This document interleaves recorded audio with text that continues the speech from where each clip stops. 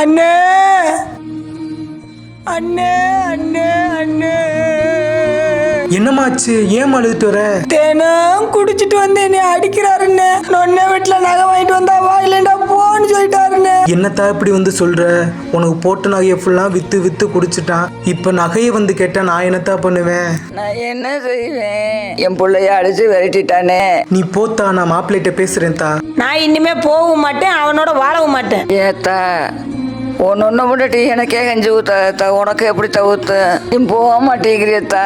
முன்னாடி வந்து நான் கல்யாணம் முடிக்காம இருந்தேன் தா, அதனால நீ வந்த ஒன்றும் தெரிலத்தா. இப்போ அவ இருக்க விட மாட்டாத்தா, நீ போய் தான் தா ஆகணும். அண்ணன் வீட்லயே வந்து இருக்க முடியல, இல்ல நான் போறேன்.